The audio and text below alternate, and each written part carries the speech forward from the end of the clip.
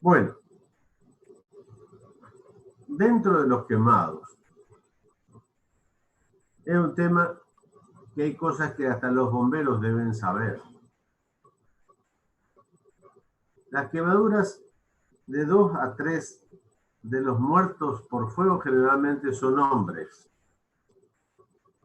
Las quemaduras térmicas producen mayores muertes entre niños y ancianos, puesto que son los que menos pueden hacer para disparar del mismo.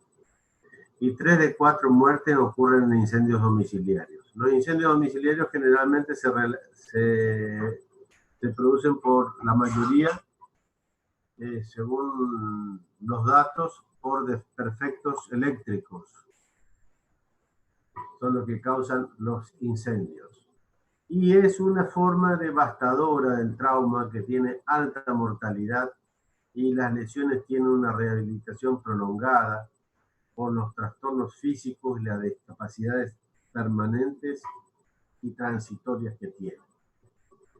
Dentro de las quemaduras hay térmicas, químicas, eléctricas y radiantes. Tenemos que tener en cuenta, dicen los docentes de dermatología, que la piel es el órgano más grande del cuerpo y tiene distintos parámetros, distintas partes a su vez, y esto lo manejan ustedes también bien. La epidermis, la dermis y el tejido celular subcutáneo. En la dermis vamos a encontrar las terminaciones nerviosas y los vasos sanguíneos, lo que no va a demostrar que a veces quemaduras que no duelan no quieren decir que sean banales, al contrario, puesto que esas quemaduras tendrán quemados las terminaciones nerviosas. Y así tenemos la de espesor parcial, primer grado, la de espesor hasta el celular subcutáneo, la de segundo grado, y cuando el celular subcutáneo está interesado y el osmóculo, la de tercer grado. Otra clasificación es A, AB y B. De esta manera nos podemos encontrar con una piel roja con ampollas, en el caso de la AB, o una piel roja con ampollas y escaras o piel negra, en el caso de la B, cuando hay lesiones más profundas y más importantes. Esto es alguien que se pone a tomar sol, una quemadura A o de primer grado. Esta ya tienen las flictenas, como pueden observar acá. Ya hay dos componentes, el componente inflamatorio y el componente anatómico, por decir así, de las flictenas. ¿Y cómo se trata eso? Algunos dicen de limpiarla,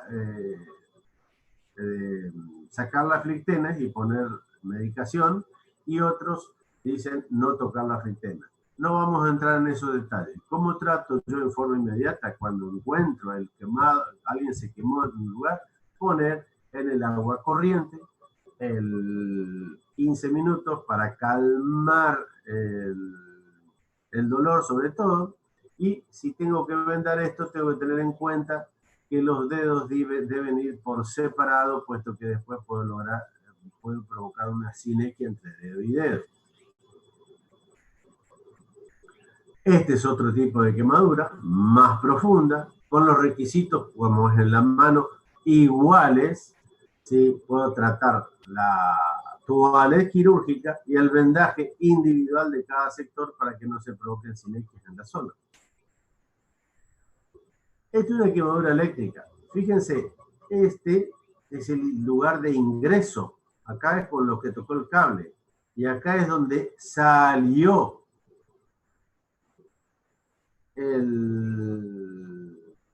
la energía que fue al piso. El lugar de salida, al igual que las armas de fuego, como el orificio de salida del arma de fuego es más grande, el lugar de salida de la energía contra la Tierra es más, la lesión es más importante. Fíjense esto, hablábamos hoy de síndromes compartimentales. Fíjense, acá tenemos piel roja, tenemos escaras, tenemos una piel que parece cera. Esta no tiene vascularización. Tenemos un borde del antebrazo como si fuera tenso, no tiene elasticidad. Todo el líquido que hay dentro de este antebrazo comprime los vasos que llevan la sangre hacia la mano. Puede provocar la necrosis de la punta de los dedos. Y aquí una gran herida como resultado de la... Fíjense, esto estaba así, al cortar, el tejido se abre, permitiendo que este sector rígido sea menos compresor, ¿sí?, de los vasos que están edematizados. Síndrome compartimental también existe y escarectomías hay que hacer también en este caso. Fíjense, esta quemadura provoca la compresión circunferencial del miembro. Va a isquemiar todo el miembro superior. Una vez que cortamos la escara, tratando de salvar la articulación para que no haya retracciones, mejora la coloración de la mano y de los dedos. En este caso, que es al tórax, esta escara dura va a actuar como si fuera una coraza e impedir la expansión respiratoria. Debemos realizar la escarotomía. La escarectomía sería sacar todo. En principio se hace la escarotomía de un gran quemado. ¿Cómo estimamos, y esa es una gran discusión, cómo decimos tanto por ciento y tanto por ciento de quemadura? Y empezamos con fórmulas que a veces nos confunden. Pero hay una muy sencilla. La palma más los dedos es el 1% de la superficie corporal quemada. ¿Cuántas veces entre la palma del paciente en el sector quemado de su cuerpo? Vamos a ir sumando 1, 2, 3, 4 y vamos a sacar la cantidad de superficie quemada del paciente. La regla de los 9, me acuerdo desde la facultad, de cuando yo cursé cirugía, se hablaba de la regla de los 9 y nunca nos terminábamos aprendiéndola. La teníamos que tener en el esquema, que no está mal tener el esquema en la guardia y mirarlo cada vez que uno lo necesite. Varía un poco en los niños y en el adulto, y de esa manera podemos también determinar la superficie corporal quemada. ¿Qué es lo primero que debo hacer? Dijimos, en el lugar, echarle agua. Pero evaluar al paciente. ¿Cómo está su vía aérea? ¿Podrá mantener la ventilación con la vía aérea como está? ¿O tendré que asegurar la vía aérea para que no se dificulte la ventilación? ¿Tendrá la vía aérea quemada? ¿No tendrá la vía aérea quemada? ¿Cómo está desde el punto de vista de su circulación? Global y regional. Me refiero regional si tenemos un miembro quemado, un miembro lesionado, me referiría a ese sector. ¿Cómo está su estado neurológico? ¿Y lo he revisado entero? ¿Está vestido el paciente con ropas de nylon? ¿Cómo debo realizar y detener el proceso de la combustión? Quitándole las ropas y bañándolo presuntamente. Vía aérea. Habíamos visto ya en varios teóricos una respiración ruidosa, tiene que hacer sospechar una vía aérea obstruida. Un gorgoteo laringio, un ronquido, una lesión por encima de la laringe y un estridor a nivel de la glotis. Siempre debo mirar, escuchar y sentir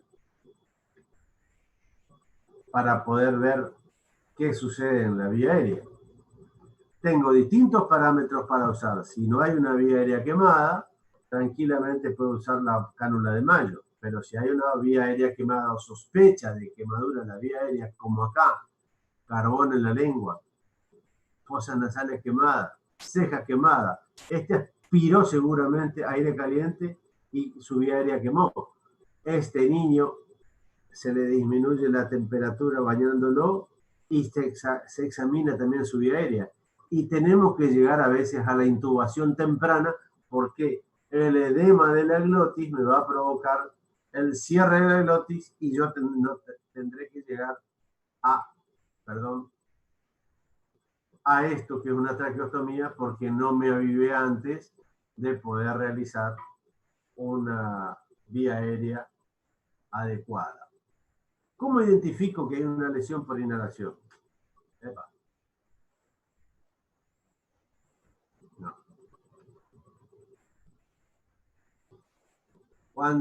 Acuérdense que el monóxido de carbono es más sensible o más, la hemoglobina ama más al monóxido de carbono que al oxígeno. Entonces, cuando tengo ronquera, voy a tener inflamación de la orofaringe.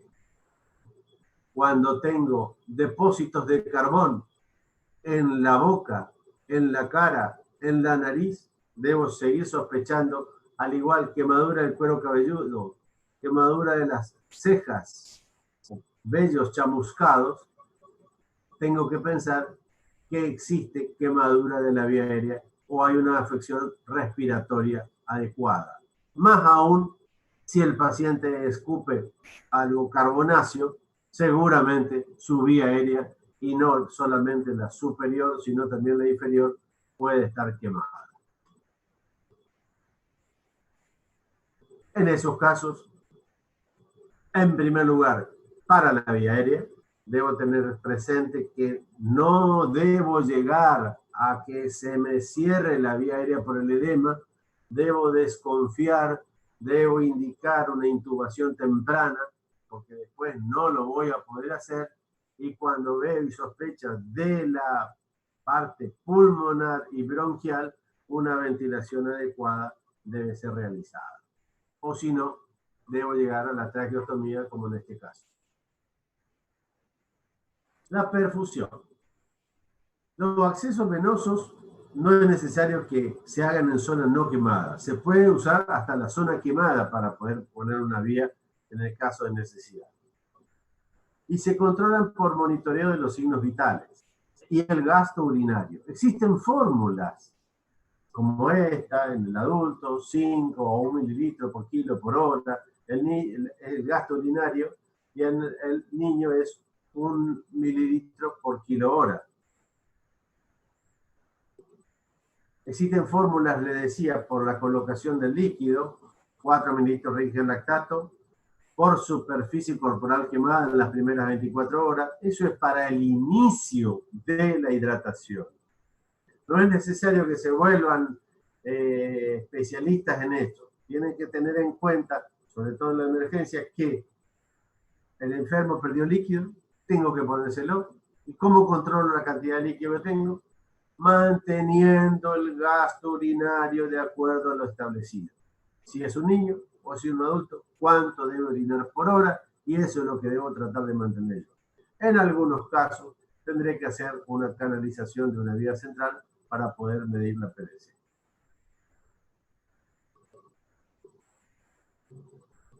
Esta fórmula la pueden tener en cuenta, no es imprescindible, les vuelvo a aclarar, pero lo importante es la buena hidratación, teniendo en cuenta un monitoreo de la frecuencia cardíaca, puesto que no todos los pacientes pueden soportar una sobrecarga hídrica. ¿Qué es lo que tengo que hacer para salvarle la vida al quemado? Frenar el proceso de la quemadura. Sacarle la ropa, cepillar los polvos químicos secos y hacer accesos vasculares para hidratarlo.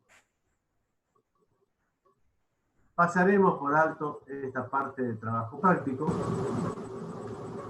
y vamos a ir a un escenario, sobre todo donde trabajan más los bomberos, para poder hablar de unos elementos, porque dada la hora, que es factible que tengan cierto conocimiento. En todo incendio se provoca la eliminación de humo, se provoca la eliminación de gases tóxicos que a los que están expuestos los rescatadores, los bomberos y las víctimas. Y también, obviamente, nosotros dentro del grupo de los rescatadores, y tenemos que saber reconocer. Hay sustancias que no son irritantes, entonces no nos damos cuenta, como ser el monóxido de carbono. El monóxido de carbono es menos denso que el aire, no tiene olor, no es irritante, no tiene gusto, pero te asfixia y te mata. ¿Por qué lo hace? O cómo aparece, mejor dicho. Con el uso de braseros, en invierno es muy frecuente decir tal o cual personas fallecieron porque estaban durmiendo en una habitación con un brasero o prendían la hornalla para poder tener calor. En maquinaria de combustión interna y en los incendios. Este señor engaña a la hemoglobina desplazando con su simpatía y desplazándolo al oxígeno inocente que creía que era el rey de la hemoglobina con el anhídrido carbónico. Este se lleva toda la hemoglobina y lo deja un costadito al oxígeno, provocándonos en nuestro organismo una serie de cuadros, como cefaleas, náuseas, vómitos, irritabilidad, disminución de la conciencia, desmayo, somnolencia y puede llevarnos a la muerte con convulsiones, aumentos de los reflejos, rigidez muscular y edema cerebral. Si nos salvan y nos sacan y nos rescatan, puede ser que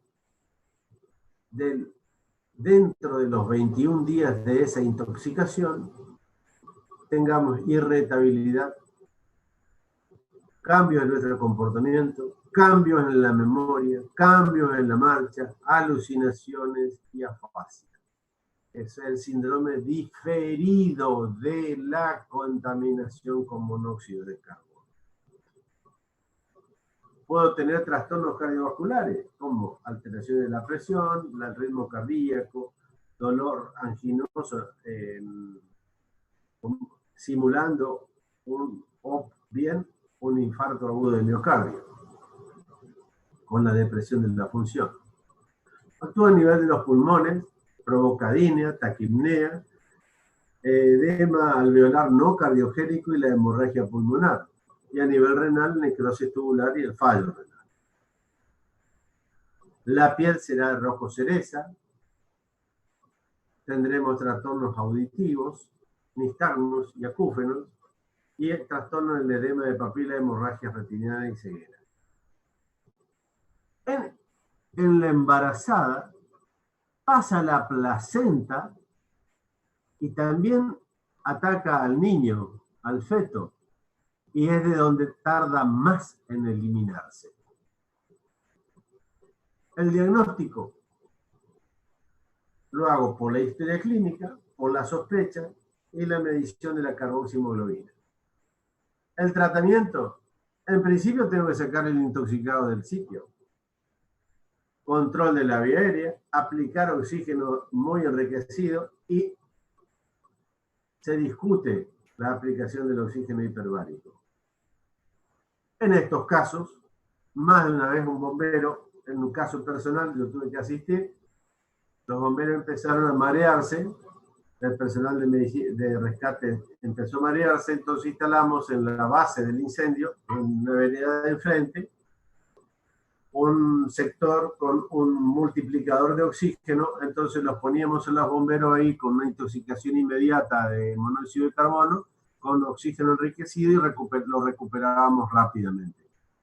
No, eso se trata así en el sitio, cuando la sospecha es evidente y la decisión del tratamiento es inmediata.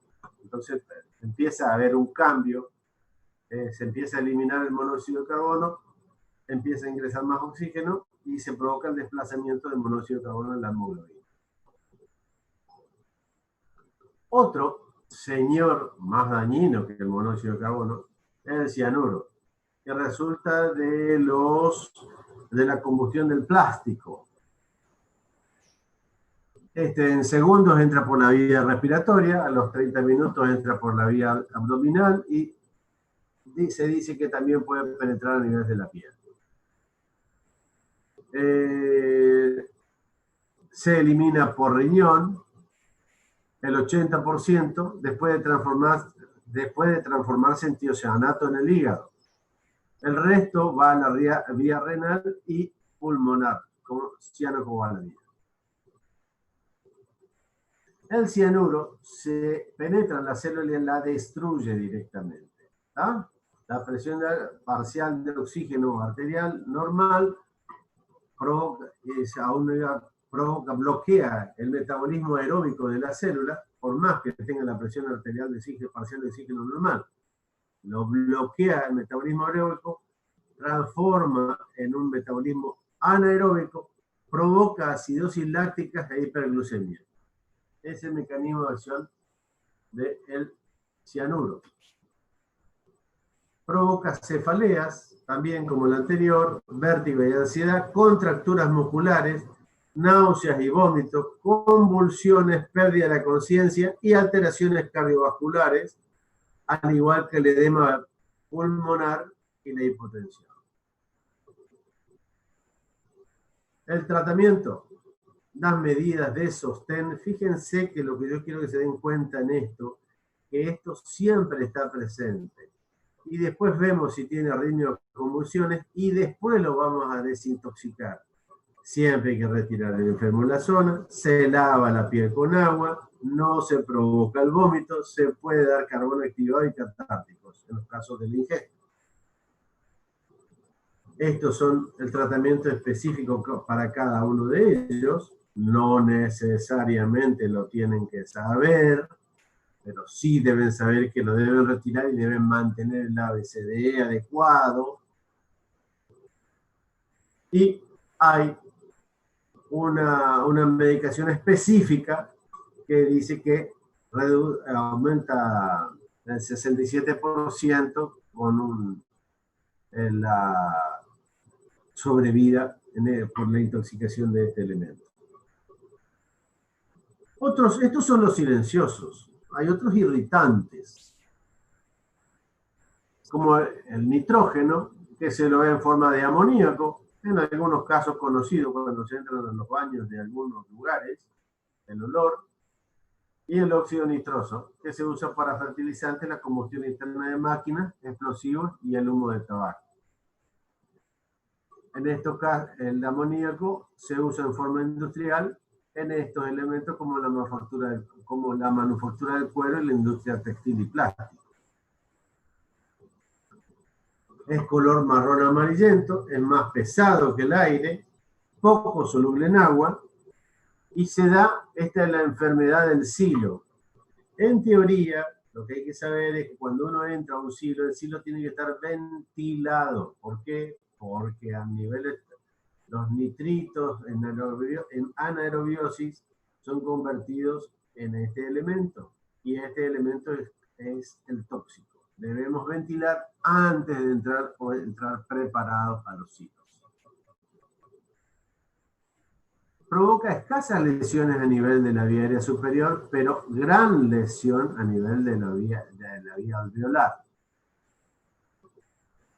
En la fase precoz hay disnea. ¿Por qué provoca escasa lesión en la vía superior? Porque evitamos la inspiración por el olor. Disnea, broncoespasmo, dolor torácico, taquicardia, leucocitosis y fiebre. En el periodo puede tener un periodo libre de síntomas e ir a un edema pulmonar no cardiogénico o a las bronquiolitaxias de 3 a 5 semanas. O bien podemos tener lesiones tardías como tos, disnea, hipoxia, confusión, fiebre, hipotensión y bronquitis obliterante.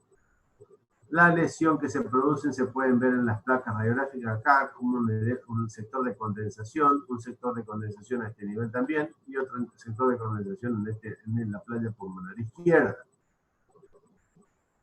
El amoníaco es un gas incoloro, olor fétido, pero vuelvo a decir, acuérdense como cuando van a ver si algunos baños no muy limpios, y es inflamable. Afecta los oído, nariz, garganta, puede provocar severa temporal, dolor de garganta fuerte, dolor en la boca, hinchazón en los labios, lesiones respiratorias como dolor intenso en el pecho y presión corporal y sibilancias. Y trastorno circulatorio como pulso débil y el colapso cardiovascular. No es muy frecuente que esto se produzca.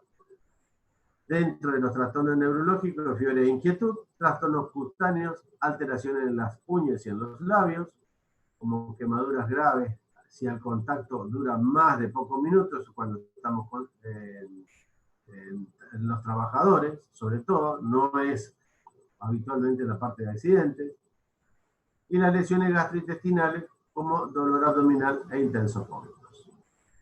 Cuando está con las mucosas este gas, provoca este tipo de lesiones a nivel pulmonar, a nivel de la mucosa, provoca un edema interesante, la lesión del epitelio bronquial y el epitelio traqueal, como lo pueden observar ahí. El tratamiento, igual a los anteriores hasta acá, fluidoterapia y sacarlo a la víctima del sitio. Oxígeno húmedo a flujo elevado, ventilación mecánica y vía aérea segura. Fíjense un detalle. Ustedes pueden estar pensando, este viejo se está leyendo todo esto y nos está volviendo loco con tantos tóxicos. Pero yo le voy a hacer ver la otra parte. Fíjense tantos tóxicos que pueden haber en un incendio o en el trabajo, y todos es A, B, C, D, fluidoterapia, y antes lo retiramos del sitio y le pusimos mucha agua. ¿Se van dando cuenta? ¿O se quedaron todos dormidos? No, acá estamos. Ah, bueno. Bien, el ácido sulfídrico, más pesado que el aire, tóxico e incoloro, muy irritante, y con esto se muere mucha gente cuando entra a las cámaras donde hay ácido sulfídrico.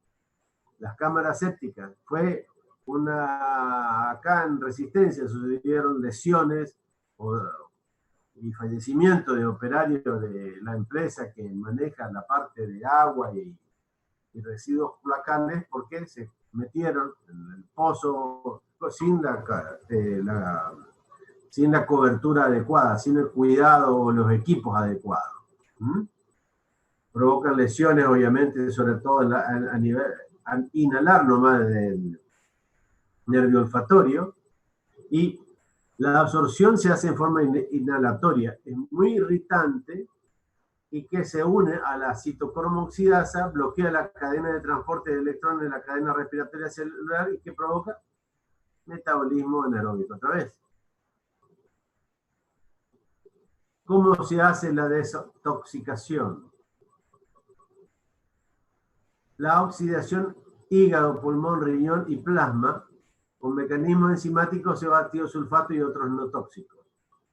Se realiza una metilación a nivel del enterocito y la unión con proteínas, en el caso de proteínas como glucatión, se debe tener en cuenta en el tratamiento. Se elimina por riñón, pulmones, sin metabolizar. La clínica. Por el olor nos vamos a dar cuenta del sulfídrico. Va a haber vómitos de sangre, edema agudo de pulmón y cianosis, isquemia y paro. Si pasa esas alternativas no tan deseadas, puede llegar al coma, la convulsión y la afección del centro respiratorio. El tratamiento. Soporte vital avanzado, otra vez A, B, C, D, E, vía aérea, ventilación y buena vía de acceso para poner fluidoterapia, lavado abundante con agua, ojos y piel, y el tratamiento de los síntomas de la patología instalada, si es cardiovascular, si es respiratoria y si es urológica. El antídoto nitrito de amilo y nitrato sódico, pero no se comprobó los mayores beneficios. Y vamos a llegar al cloro, que es un gas más pesado que el aire, es amarillo, olor punzante, se maneja en la industria, se maneja en el transporte de cloro sin controles, a veces por la gran cantidad de piscinas que hay en la casa en verano, hay camioncitos que llevan cloro por todos lados. Pero si uno de esos tambores de cloro se vuelca, es donde vamos a tener nosotros que vernos en la difícil. La fisiopatología con el agua, el ácido clorhídrico se transforma en ácido clorhídrico y hipoclorito, que causan lesiones y puede a veces llevar cloro en polvo, los inhalamos, las mucosas están húmedas y nos afectan las lesiones, las mucosas. Todo depende de la cantidad y el tiempo de exposición que tuvimos y cómo lo tratamos después. Puede haber trastornos respiratorios, como los que desde un ahogo a un laringoespasmo o un edema pulmonar no cardiológico, o trastornos tardíos como edemas, edema pulmonar, bronquitis exudativa, insuficiencia renal o acidosis hiperclorémica. El tratamiento, apoyo vital avanzado y el tratamiento de las complicaciones. Por lo tanto, emergentología no les pediría a ustedes que sepan tratar las complicaciones de estos quemados o intoxicados. Emergentología le pediría a ustedes que sepan desconfiar la existencia o que están ante la presencia de alguien que sufre esa lesión, esa intoxicación, esa quemadura, y que lo asista en la parte inicial, lo asista y lo pueda llevar para el tratamiento definitivo y llame al especialista para el tratamiento de las lesiones en particular. En emergentología, por ejemplo, no se hace el diagnóstico tal vez de una conjuntivitis viral cuando uno está en el servicio de emergencia. Se hace el diagnóstico de un ojo rojo y se consulta al oftalmólogo para la asistencia de la conjuntivitis o el ojo rojo. ¿Se entiende el concepto de lo que es? Eso hay que saberlo, eso hay que manejarlo, eso hay que manejarlo en el sitio. Y el especialista va a poder tratar a esa víctima si ustedes como especialistas, como emergentólogos, supieron hacer lo que deben antes que venga él a verlo. Quiero que quede bien este concepto porque a veces yo soy terapista, yo soy cardiólogo, yo soy cirujano, yo soy nefrólogo y me llamaron de la guardia. Entonces, ¿quién es el que lo llamó a la guardia? El médico de la guardia. No, señor. El médico de la guardia debería ser un emergentólogo, que es tan especialista como el nefrólogo que vino, como el neurólogo que vino, porque si ese que está en la guardia no lo trata como corresponde, no tiene por qué asistir a nadie ese neurólogo o ese nefrólogo o ese psiquiatra. Ese concepto es el que debe reinar en lo que es emergentología, en alguien que se ocupó de estudiar el área, el cuidado del área, el cuidado de las víctimas, el traslado de las víctimas, la asistencia de las víctimas, la identificación de los signos y síntomas, el tratamiento específico en forma inmediata y después lo mantuvo con vida hasta que vinieron los otros más tarde.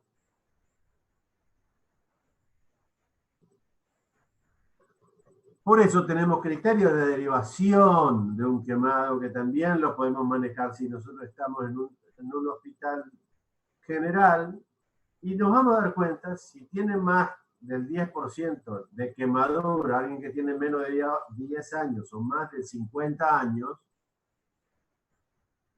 tendremos que derivarlo a lo mejor a un centro de alta complejidad, o si sufre unas quemaduras eléctricas extensas. O si alguien tuvo más del 20%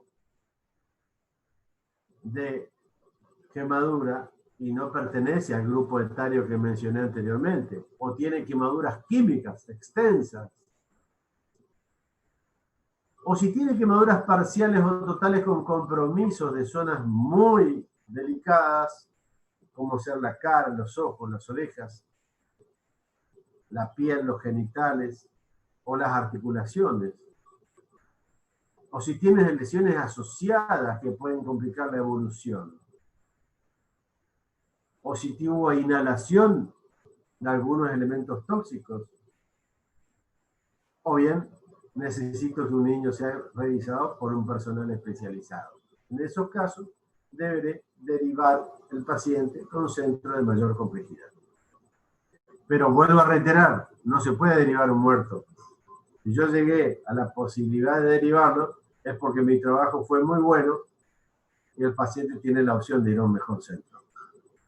Digo esto porque a veces son conceptos muy equivocados y a veces con el médico que está en el servicio de emergencia, a veces los profesionales de la medicina somos bastante complicados y menospreciamos. Y cuando alguien va a un hospital, dice, bueno, vengo a buscar trabajo, ¿cuándo te recibiste? La semana pasada. Bueno, anda a la guardia. Quédate ahí como responsable de la guardia. Claro, porque nadie quiere estar 24 horas encerrado en un hospital. Entonces, señores, no es emergentología lo que muchos se imaginan. No es la terapia sofisticada. No es la traumatología sofisticada como se la mostré hoy. No es la neurocirugía. No, no es. Es un poco de cada una de esas cosas con un punto de vista diferente que hace un combo de un pensamiento y un procedimiento adecuado, y por eso se habla de emergencia y trauma. Por eso se habla hoy de centros de trauma certificados, calificados y evaluados como debe manejarse el trauma en el mundo. Por eso se llama no del médico de guardia, sino del servicio de emergencia. Pero lamentablemente, el profesor Cubelli, por ejemplo, cuando inauguró el primer servicio de emergencia del país, después de diagramarlo, calificarlo, clasificarlo, estandarizarlo, inspeccionarlo, hacerlo venir con gente del extranjero, todo, ¿cuál fue el cartel que le pusieron al servicio? Díganme ustedes. ¿Cómo se llamó? Así como se llama, sala de cirugía, sala de traumatología. ¿Cómo se llamó el servicio de emergentología después que hizo todo un trabajo este profesor? ¿Qué les parece a ustedes? ¿Qué nombre tenía en el frente ese servicio? ¿Sala de guardia? La guardia. Y debería haber sido ¿cuál? Servicio de emergencia. Si el concepto se hubiera entendido. Bueno, ¿alguna pregunta?